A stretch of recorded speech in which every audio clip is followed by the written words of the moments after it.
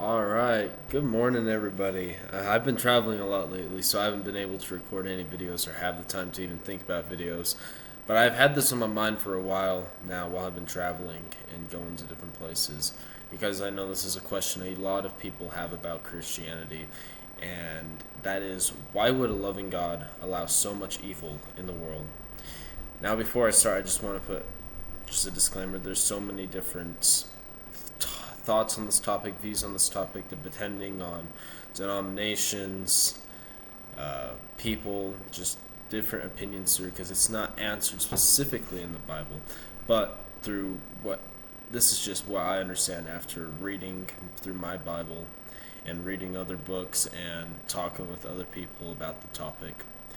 So, now to understand why God allows evil is to look back at the beginning when God created man and woman.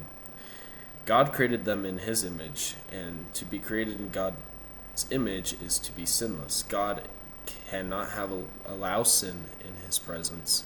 He cannot have sin in His presence, and so He created man first without sin. He said they were good, that there was no sin in them, they were clean. Adam and Eve were sinless in the beginning, but God gave them the choice to sin. But why did God give them the choice to sin?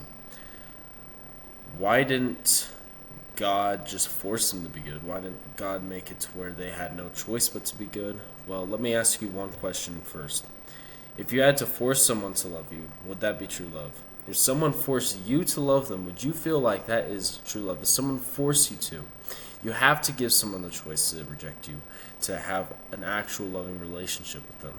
You cannot, let's say I was with you, let's say we're friends, we actually do know each other, and you don't want to, that's actually a bad, I don't know what I'm trying to go with it, but what I'm saying is for you to actually love someone, you have to have the choice to reject them. You have to have the choice to say yes or no to them. You can't force someone to love you because that is not true love. God wanted to have that connection with humans. He wanted to have a loving relationship with them, but He wasn't going to force them to. He isn't going to force us to love Him. So He put the tree of good and evil in the garden, in my opinion, for the first purpose to give Adam and Eve the choice to love Him or not. But unfortunately, Satan, as a serpent, deceived Adam and Eve into taking the fruit with the promise that when they eat it, they will become like God. But instead, because they went against God's clear command, it was a sin, and sin cannot be in the presence of God. So He sent Adam and Eve into the wilderness out of His presence. God had given them two choices: to live with Him for eternity, or walk in sin, which leads to death and separation with God. God still gives us this exact same choice. He gives us the choice to accept Jesus, to accept Him into our hearts, and to love Him, or to walk with our sinful desires. Allow ourselves to just give in to lust, pride. That's actually what the sin that Adam and Eve had. They wanted to be just like God. They wanted to have the same knowledge as Him, and they took pride in themselves, and because of that, they were cast out of the garden.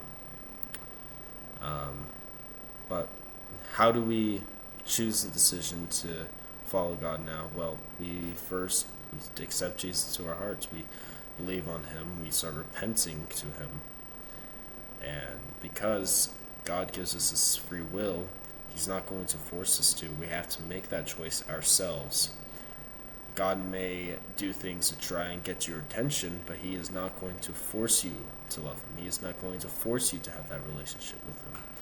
And because He has given us that free will, which this is what a lot of people don't understand, because He gives us that free will, He also gives us the free will to do evil as well. So that's why there are evil things that have happened in the world. There are evil people in the world. And that's why God does not strike them down, because He wants to give them the choice to choose to be good or choose to be evil. He wants to give them the choice to love Him or to hate Him, to refuse Him into their lives. And he still gives you that choice now. That's this major point I want to do, is he gives you the choice to love him because he loves you. And because of that, he has to give free will to everybody. And that includes people who are going to take that free will and do evil with it. God desires a relationship with you, and he wants true love with you, but he will give you the choice. Thank you for listening to me talk. Today was a bit of a shorter video, but I just wanted to answer this in a quick way, not too long of a video to where some people won't click on it because it's too long. But I thank you for watching the video. I thank you for listening to me talk. If you want prayer, comment down below. I'll pray for you. But yeah, thank you all for watching, and I'll see you guys all later. Bye.